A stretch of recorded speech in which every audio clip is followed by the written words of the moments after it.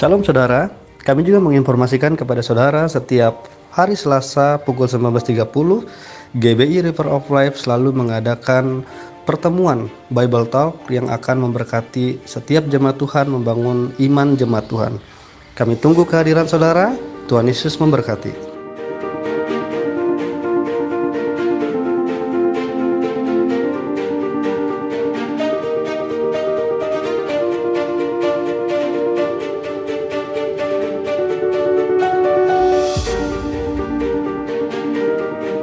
Kami juga menginformasikan kepada Bapak Ibu dan saudara-saudari jemaat GBI River of Life yang ingin dan rindu memberikan persembahan dan perpuluhan, bisa langsung mentransfer ke rekening BCA atas nama GBI River of Life dengan nomor 757 123 4568. Tuhan Yesus memberkati.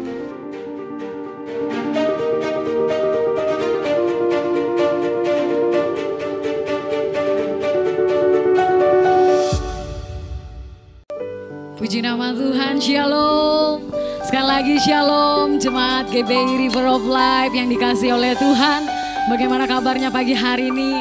Pasti dahsyat dan luar biasa, amin. Mari sama-sama kita mau nyatakan, Yesusku penyelamatku. Tidak ada yang seperti Engkau Tuhan, hanya Engkaulah satu-satunya penolong dalam hidup kami. Yesusku penyelamatku, tiada yang seperti Engkau. Setiap hari ku memuji keajaiban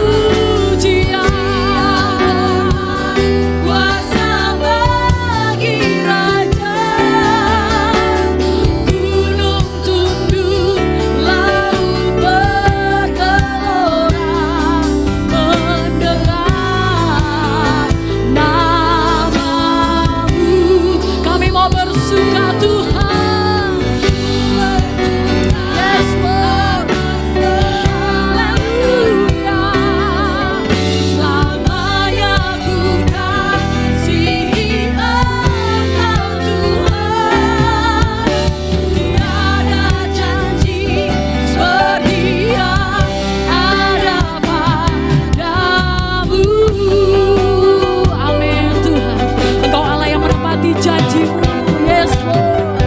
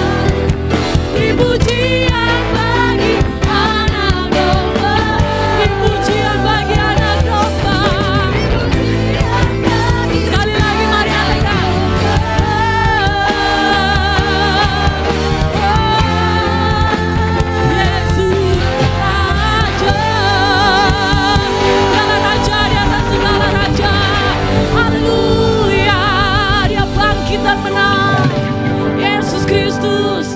Terima kasih Tuhan, segala pujian, hormat, kemuliaan, keagungan bagi Allah di tempat yang maha tinggi. Dalam nama Tuhan Yesus Kristus, setiap kita saya yakin dan percaya pagi hari ini kita semakin diurapi Tuhan dengan kuasa kebangkitannya. Dalam nama Tuhan Yesus, setiap kita yang rindu lebih lagi memuji dan menyembah Tuhan, sama-sama katakan amin.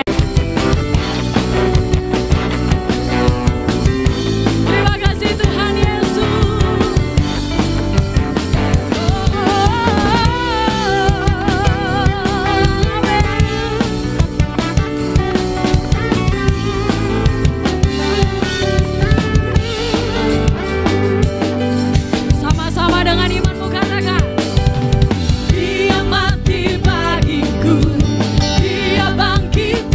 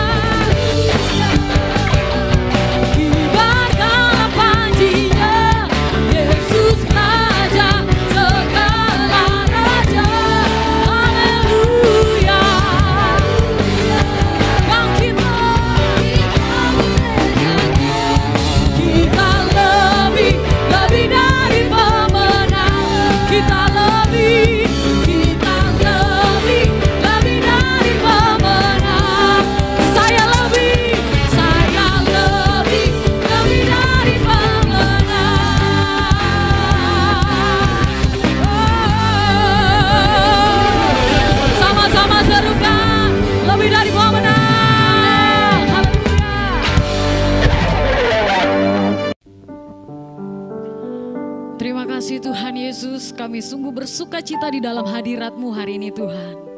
Terima kasih untuk kasih-Mu, bahkan anugerah-Mu Tuhan Yesus nyata dalam hidup kami.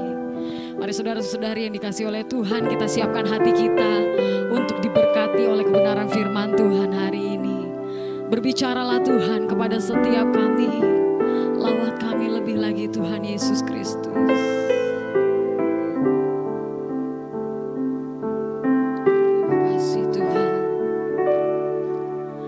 Hanya Kau Tuhan di hidupku, Kau berikan hidup yang baru. Darah-Mu menyucikan, pulihkan hatiku. Ku nyatakan Kaulah segalanya.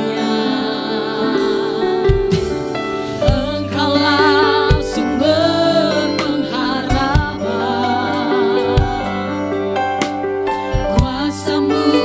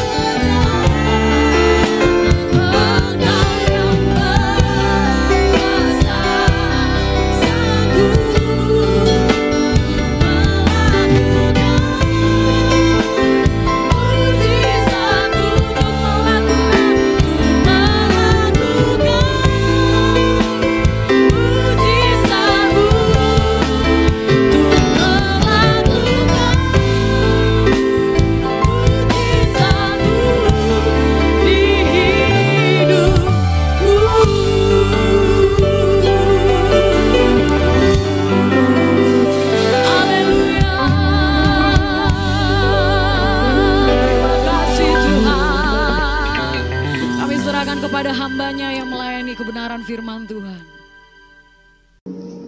Shalom Bapak Ibu saudara sekalian, Jemaat GBI River of Life. Saya Pendeta Agus Irawan.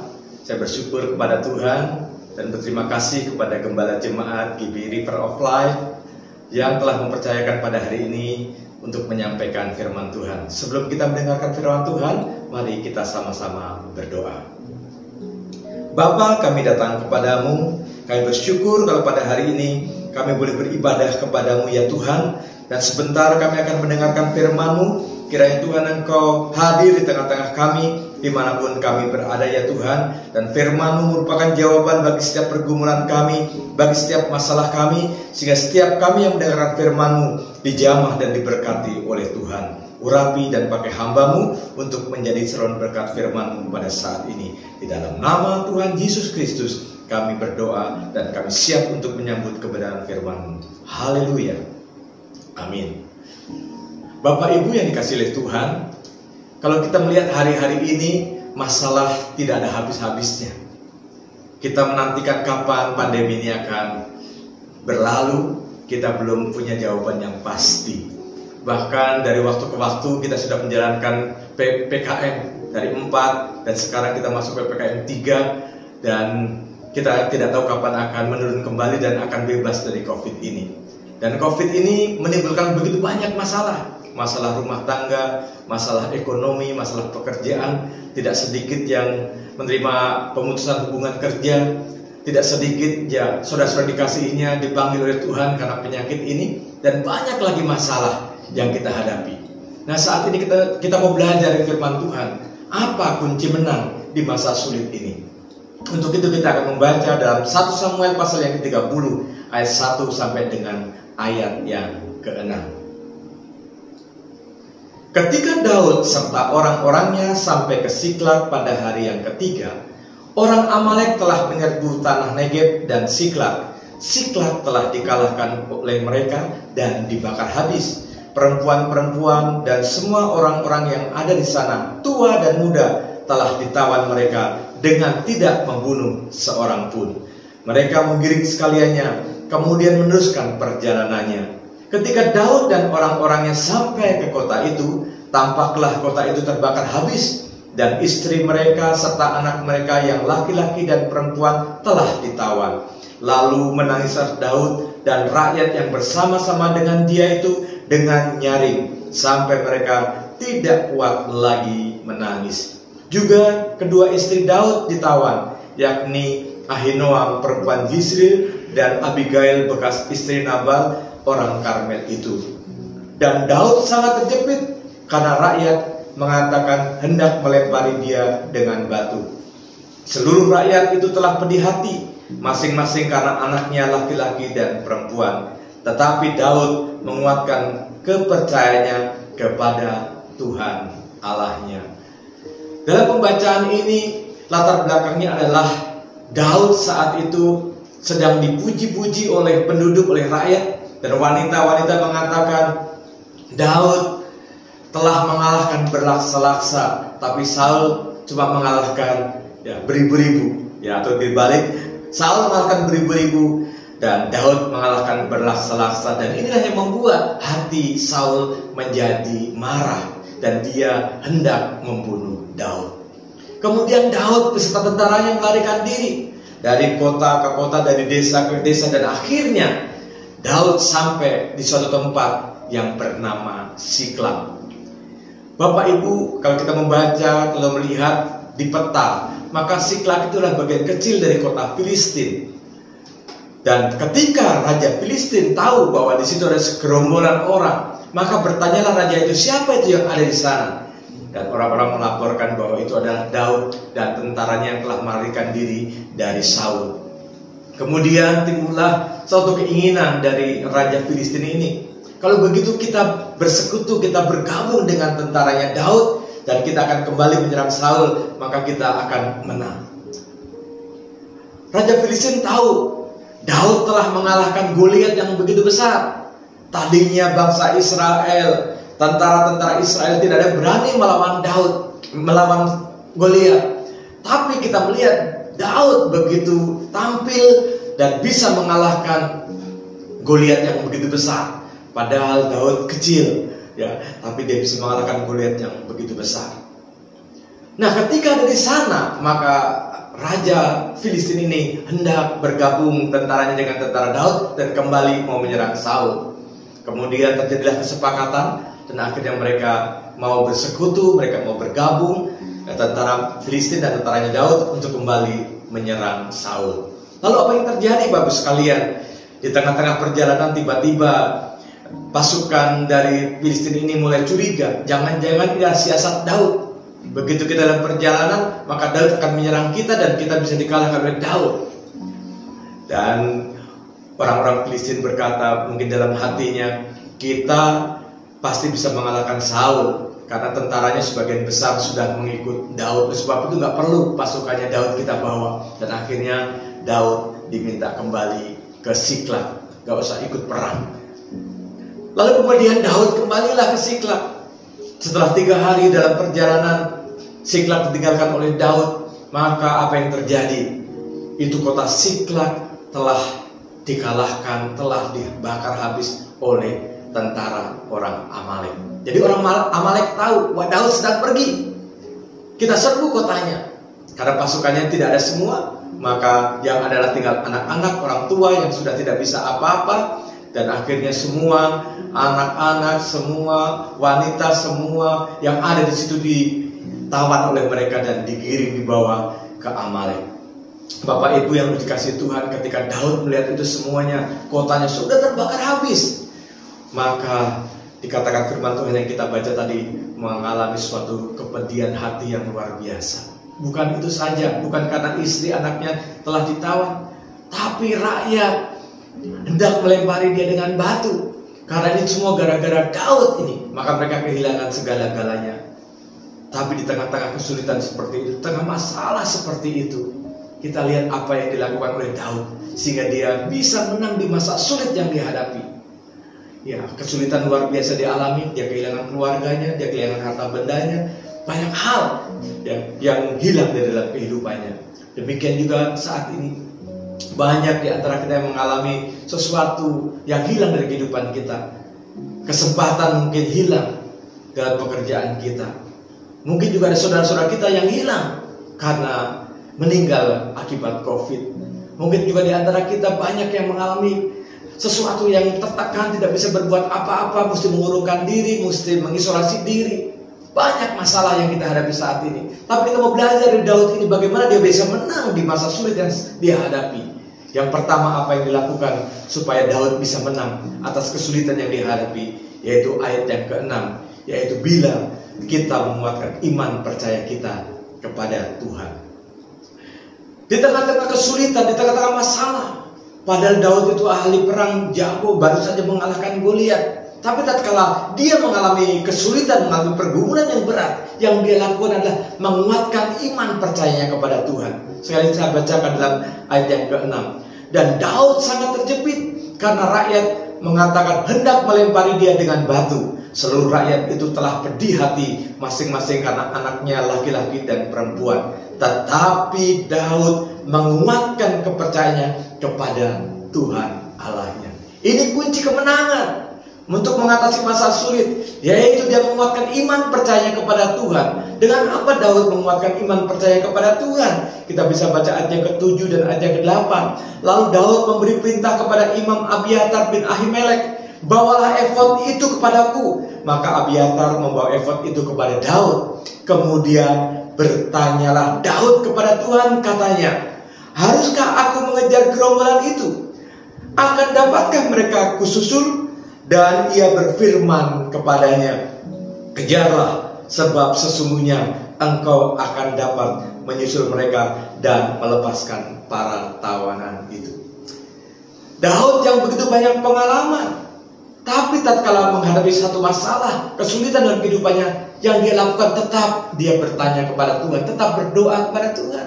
Tuhan, boleh nggak aku susul mereka? Tuhan, dapatkah aku mengejar mereka? Dan Tuhan berikan jawaban kepada Daud yang menguatkan, kejarlah, maka engkau akan dapat menyusul dan dapat melepaskan mereka semua dari tawanan itu. Bapak Ibu yang dikasih oleh Tuhan, inilah kunci kemenangan Daud yang pertama, bahwa menguatkan iman percaya kita kepada Tuhan ada suatu hal yang sangat penting. Sebab masalah yang sama belum tentu dapat diatasi dengan cara yang sama. Seringkali kita sudah mengandalkan pengalaman kita. Oh, dulu saya punya masalah ini, saya dulu menyelesaikan dengan cara ini. Bapak Ibu sekalian, Allah kita punya banyak macam cara untuk menolong kita. Oleh sebab itu biar kita terus bertanya kepada Tuhan, berdoa kepada Tuhan di masa sulit ini, sehingga langkah kita, apa yang harus kita ambil dan keputusan yang akan kita ambil ke depan, kita tetap mengandalkan Tuhan. Kita menguatkan iman percaya kepada Tuhan. Sebab kita tahu firman Tuhan mengatakan di luar Tuhan kita tidak bisa berbuat apa-apa, tapi bersama dengan Tuhan kita dapat lakukan perkara yang gagah perkasa. Daud, orang yang begitu hebat, tatkala menghadapi kesulitan, dia tetap menguatkan iman percaya kepada Tuhan. Dia memanggil Imam Abiatar untuk membawa efod itu, dan dia berdoa kepada Tuhan, bertanya kepada Tuhan, dan Tuhan memberikan jawaban yang luar biasa. Kejarlah, engkau akan dapat menyusul mereka dan melepaskan mereka dari tawanan. Jadi kesulitan apapun yang kita hadapi, mari kita tetap menguatkan iman percaya kita kepada Tuhan. Jangan berpaling kepada yang lain, sebab Tuhan banyak cara untuk menolong kita. Lalu hal yang kedua, apa yang dikerjakan oleh Daud tatkala menghadapi kesulitan yang besar itu? Daud maju pantang menyerah. Ayat yang ke-9 dan ayat yang ke-10 dikatakan di sana, lalu pergilah Daud beserta ke-600 orang yang bersama-sama dengan dia, dan sampailah mereka ke Sungai Besor. Sementara orang-orang yang mau tinggal di belakang berhenti di sana. Daud melanjutkan pengejaran itu beserta 400 orang. 200 orang terlalulah untuk menyeberangi Sungai Besor, berhenti di sana. Bapak Ibu sekalian, tadinya yang ikut Daud 600 tentara. Tapi bisa bayangkan, dia telah mengadakan perjalanan 3 hari untuk mau berperang, tapi nggak jadi. Dia kembali ke Siklag, tapi nggak ada persediaan apa-apa. Jangankan rumah sudah dibakar habis. Semua penduduk yang ada telah ditawan oleh orang Amalek, sehingga mereka tidak lagi sempat membuat perbekalan. Sehingga tatkala mereka mengadakan pengejaran, maka 200 orang sudah mengalami kelelahan. Dan Daud berkata, sudah, kamu tinggal di sini saja, ya, di tepi Sungai Besor itu saja. Kami dengan 400 orang tetap akan mengejar pasukan orang Amalek itu. Bapak Ibu yang dikasih Tuhan, secara hitungan matematika, secara logika, dengan 400 tentara yang sudah loyo, gak mungkin Daud bisa memenangkan pertempuran melawan orang Amalek. Tetapi Daud memegang janji Tuhan. Tuhan bilang, katakan, kejarlah, maka engkau akan mendapatkan mereka, engkau akan melepaskan tawanan itu. Daud tetap mengandalkan Tuhan. Daud tetap mengandalkan apa yang difirmankan oleh Tuhan. Dan dia melanjutkan perjalanannya hanya dengan 400 tentaranya. Tentara yang sudah loyo tentunya kan. Sama mereka beberapa hari mungkin kekurangan makan karena perbekalannya habis. Nah Bapak Ibu dikasih oleh Tuhan, betapa sering kali kita melihat perkara yang besar di hadapan kita, dan sebelum kita maju, sebelum kita bertempur, kita sudah pesimis dulu, gak mungkin kita menang. Pengalaman kita kalah dengan mereka. Di dalam bisnis, dalam apapun yang kita hadapi sering kali, saya cuma punya pendidikan ini, saya cuma gak cukup ilmu saya untuk mengalahkan orang-orang yang begitu hebat. Tetapi kita lihat di sini, kita belajar di sini, persoalan sebesar apapun yang kita hadapi, kalau Allah yang menyertai kita, kita akan mengalami kemenangan. Kita akan mengalami keberhasilan. Oleh sebab itu Daud, dia yakini apa yang dijanjikan oleh Tuhan. Kejarlah, kau akan mendapatkan mereka. Dan Daud dengan apa yang ada, yang penting Tuhan menyertai, pasti dia bisa mengalami kemenangan. Jadi Bapak Ibu sekalian, jangan kita ukur kehidupan kita, pengalaman kita dengan masalah yang kita hadapi. Kalau secara matematika, secara logika, secara akal, Daud itu gak mungkin bisa mengalahkan Goliat. Goliat itu tingginya 3 meter lebih, sedangkan Daud dikatakan masih kemerah-merahan, masih muda, tidak ada pengalaman. Tapi kita lihat di sini, tatkala Goliat menantang orang Israel, tentara Israel, dia teriak-teriak 40 hari 40 malam, dia teriak, Mana pahlawan Israel, mana tentara Israel kalau berani sini maju menghadap kepada saya. Hari-hari awal-awal yang ditantang hanya tentara dan rakyat Israel. Tapi kemudian Goliat berkata, mana Allahnya Israel? Dan akhirnya Daud mendengar ini. Daud timbul dalam hatinya, ini sudah kelewatan ini. Kalau Allahku juga dihina, Allahku juga dilecehkan. Oleh sebab itu dia tampil menghadap pada raja, aku mau menghadap Goliat itu. Raja pikir, kamu masih kemerah-merahan, badanmu cuma segitu. Tentara-tentaraku yang besar aja gak bisa melawan Goliat, kamu mau melawan dia. Akhirnya dia ceritakan pengalamannya. Ya, waktu mengembalakan domba dan lain sebagainya. Dan akhirnya sudah, kalau kamu melawan, kamu pakai baju perang itu. Dan akhirnya baju perang satu persatu dipakai kepada dia. Kegedean semua, bahkan dia gak bisa berjalan. Dan akhirnya udah gak usah pakai pakaian perang. Dan dia hanya berbekal ketapel saja. Dan apa yang terjadi? Mungkin ketapel itu suatu senjata yang selama ini dia pakai untuk mengusir binatang, untuk mengusirlah binatang buas yang hendak mengganggu domba-dombanya. Mungkin tiap malam dia berlatih, kali ada pohon yang besar dia ketepel kena, ya. Lalu dia ganti buah yang besar dia ketepel kena, lalu dia ganti buah yang kecil dia ketepel kena juga. Makanya waktu dia menghadap Goliat, dia lihat memang Goliat yang sama, masalah yang sama, yang dilihat tentara-tentara Israel sama, Goliat yang sama yang besar. Tapi Daud juga melihat Goliat yang sama yang besar. Tapi di sini kita lihat cara pandangnya berbeda. Tentara-tentara Israel melihat Goliatnya yang besar. Daud juga melihat Goliat yang besar, tapi dia melihat dia punya Allah yang lebih besar dari Goliat itu. Oleh sebab itu dia maju, dia ambil batu. Dia berpikir dalam hatinya, kalau buah yang kecil aja saya ketepel kena, apalagi di Goliat jidatnya begitu besar, pasti nggak akan meleset saya ketepel. Dan apa yang terjadi buat sekalian? Dia ambil ketepelnya dan dia lepaskan batu dan persis kena di jidatnya Goliat itu, dan dia tumbang dan Goliat itu menjadi mati. Masalah yang dihadapi oleh tentara Israel sama, Goliat yang besar. Masalah yang dihadapi Daud adalah sama, yaitu Goliat yang besar. Tetapi cara pandang mereka berbeda. Daud berkata, engkau datang dengan selengkap senjata perang, tapi aku datang dalam nama Tuhan. Dan ini kunci kemenangan. Daud pantang menyerah. Sekalipun masalah besar, Daud terus maju. Karena dia pegang janji Tuhan, kamu dapat mengejar mereka dan kamu dapat melepaskan tawanan itu. Lalu hal yang ketiga, apa kunci yang membuat Daud bisa mengalami kemenangan di masa sulit? Ini yang sangat sulit seringkali kita hadapi dalam kehidupan kita, yaitu bila kita memiliki kemurahan hati. Betapa seringkali Bapak Ibu Saudara kalian, kita tidak bisa membantu orang lain. Karena apa? Karena pikir, ya saya sendiri berkekurangan, saya sendiri juga butuh, boro-boro saya bisa membantu orang lain. Bapak Ibu, di masa pandemi seperti ini, Tuhan mau menghendaki setiap kita, gereja Tuhan, mau berbuat sesuatu pada orang lain, supaya kita tetap menjadi saksi Tuhan. Dan Bapak Ibu sekalian, seringkali betapa kita mengukur, waduh saya sendiri kurang, gak mungkin saya bisa bantu orang lain. Saya ingin nanti menyekolahkan anak saya, ada seorang ibu, ada seorang minta pinjaman atau minta bantuan. Wah, saya lagi nggak ada, uang saya yang ada ini saya mau pakai untuk menguliahkan cucu saya nanti. Dan memang cucu ibu udah umur berapa? Baru 2 tahun. Baru 2 tahun sudah memikirkan kuliah anaknya nanti. Bapak sekalian, sesuatu yang banyak orang seperti ini, dia hanya mementingkan diri sendiri. Tapi kita lihat Daud mengalami kemenangan itu karena Daud memiliki kemurahan hati. Kita akan baca ayat 11 dan ayat 12. Kemudian mereka menemui seorang Mesir di padang, lalu membawanya kepada Daud. Mereka memberi dia roti, lalu makanlah ia. Kemudian mereka memberi dia minum air, dan memberikan kepadanya sepotong kue arak dan 2 buah kue kismis.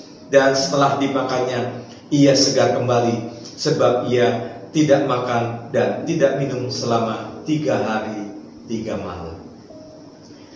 Tatkala dalam pengejaran, maka tentara Daud menemukan seorang yang sudah lemah di padang gurun itu. Dikatakan tadi sudah 3 hari 3 malam ada di situ. Kalau di kota Jakarta 3 hari 3 malam kita tidak khawatir, karena dia bisa istirahat di depan toko, di emperan toko, di mana sebagainya. Tapi kalau di padang gurun, Bapak sekalian, tidak ada rumah, tidak ada pohon, dan dia ada 3 hari 3 malam. Orang itu ada di situ. Tentunya kalau siang panasnya bukan main, kalau malam dinginnya bukan main. Sehingga tatkala ditemukan oleh tentara Daud, orang ini tidak bisa berbuat apa-apa. Lemah sekali keadaannya. Dan kita lihat di sini kemurahan hati Daud. Mungkin itu perbekalan Daud yang terakhir. Dia punya 2 kue ara dan 2 buah kue kismis. Tatkala diberikan kue ara kepadanya lalu diberikan minum, ditanyain belum bisa jawab karena masih lemah. Kemudian diberikan kepadanya 2 buah kue kismis. Kismis sebenarnya kue yang manis-manis seperti itu diberikan kepada dia. Kemudian diberikan minum, maka firman Tuhan mencatat, maka segarlah ia. Jadi tidak salah kalau dikatakan berbukalah dengan yang manis ya, bikin segar. Nah, di sini setelah Daud memberikan makanan dan dia menjadi segar, maka bertanyalah Daud kepada mereka, kepada orang itu, sebetulnya siapa kamu ini? Lalu dia cerita dengan bangga. Kalau Bapak Ibu baca terus, dia cerita dengan bangga, saya 3 hari yang lalu bersama-sama dengan orang Amalek. Saya ada budak orang Amalek. 3 hari lalu kita habisi itu kota Daud, kita jarah itu kota Daud, kita bakar habis itu kota Daud, kota Siklag itu. Padahal yang diajak ngomong adalah Daud sendiri. Seandainya mungkin waktu yang jadi Daud adalah saya, mungkin saya sudah selesaikan secara jantan Bapak Ibu saudara kalian. Tapi kita lihat di sini, lalu Daud bertanya kepada dia, berarti kamu kalau rombongan orang Amalek, kamu tahu dong tawanan itu dibawa kemana? Ya pasti tahu. Daud itu adalah saya. Wah, dia kaget, orang ketakutan luar biasa, takut Daud membunuh orang ini. Kemudian, kamu tahu dibawa kemana? Ya tahu. Tapi janji ya, tapi janji ya, jangan bunuh saya. Dan akhirnya Daud diberitahu bahwa tawanan itu dibawa kemana. Ya, kita lihat di sini orang yang sudah sekarat, orang yang sudah tidak berguna, yang sudah dibuang oleh orang Amalek, karena budak itu boleh dibuang di mana aja. Dia lagi sakit, udah gak berguna, dibuang di padang belantara. Ya, orang yang sudah tidak berguna bisa dipakai Tuhan dengan luar biasa. Karena apa? Daud berkemurahan hati. Mungkin Tuhan melihat dia sendiri aja butuh perbekalan itu, kok dia dikasih sama orang yang sudah sekarat itu.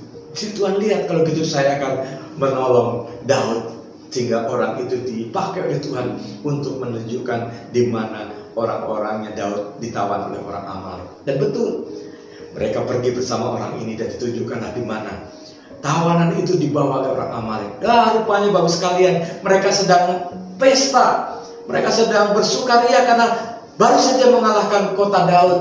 Baru saja mengalahkan kota Siklag, membakar habis kota Siklag, dan mereka saat itu sedang pesta, mereka sedang merayakan kemenangan itu.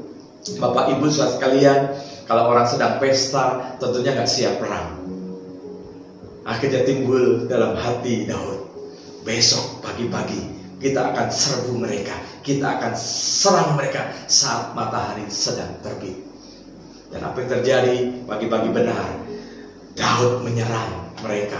Dan akhirnya semua orang Amalek dikalahkan, tentara Amalek dikalahkan. Hanya 200 orang muda yang melarikan diri naik unta. Dan akhirnya apa? Semua orang-orang yang ditawan itu dapat diambil kembali oleh Daud. Semua binatang-binatang harta yang dijarah oleh orang Amalek itu dapat diambil kembali oleh Daud dan dibawa lagi ke kota Siklag. Di tengah kesulitan yang begitu besar, Daud bisa mengalami kemenangan. Daud bisa melewati masa-masa sulit itu dengan apa Bapak sekalian? Menguatkan iman percaya kepada Tuhan. Daud bisa mengalahkan, Daud bisa meraih semuanya itu. Karena apa? Karena Daud juga Bapak sekalian, di masa sulit itu dia mengalami sesuatu yang membuat dia bisa putus asa. Tapi Daud tidak pernah berputus asa. Dia maju terus bersama dengan janji-janji Tuhan. Kemudian Daud di masa sulit tetap dapat berbuat kasih, membagikan sesuatu kepada orang lain. Dan akhirnya disitulah Tuhan membuka jalan. Semua tawanan, semua yang telah diambil oleh orang Amalek dapat diambilnya kembali, dibawa pulang ke Siklag. Mungkin hari-hari ini ada sesuatu yang hilang dari Bapak Ibu sekalian.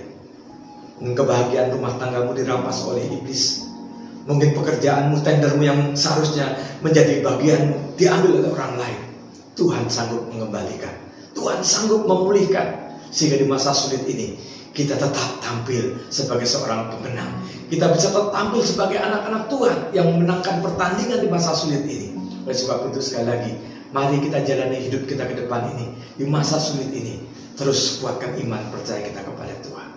Pegang janji Tuhan. Andalkan Tuhan dalam kehidupan kita. Dan jangan menyerah.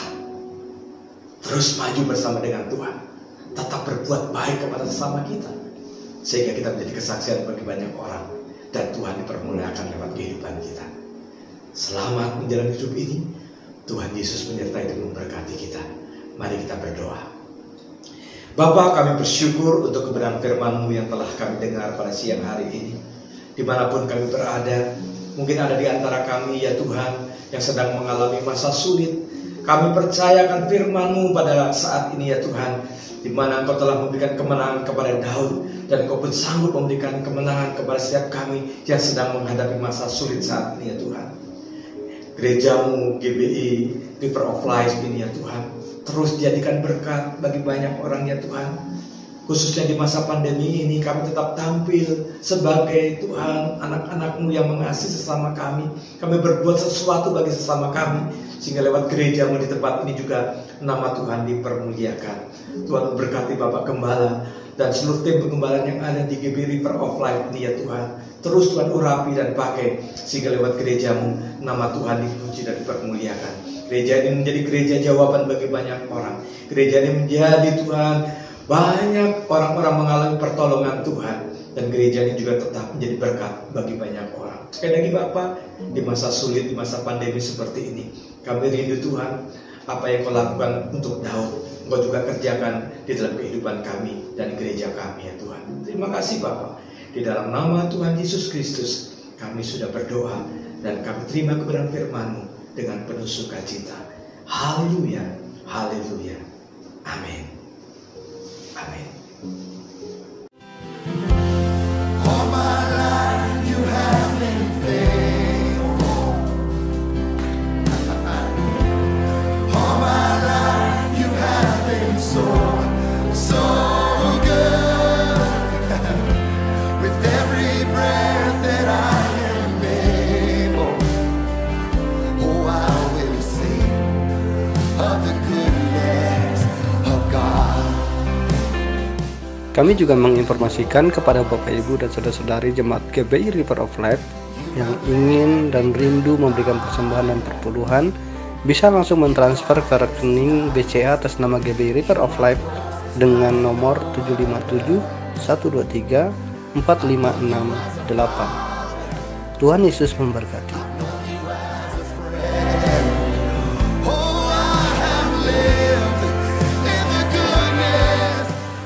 Saudara-saudari yang terkasih di dalam Kristus, sebelum mengakhiri ibadah pada pagi hari ini, saya mengajak setiap saudara boleh mengangkat kedua tangan untuk terima berkat dan pengurapan dari Tuhan. Mari kita mengangkat kedua tangan. Seluruh jemaat yang terkasih di dalam Kristus, terimalah berkat, damai sejahtera, sukacita yang berlimpah-limpah dari Allah Bapa yang di surga, melalui persekutuan yang indah dengan Roh Kudus dan melalui anaknya yang tunggal, Yesus Kristus, menyertai saudara mulai hari ini sampai Maranatha, kekal selama-lamanya. Percaya dan sudah diberkati, mari kita sama-sama katakan amin. Haleluya.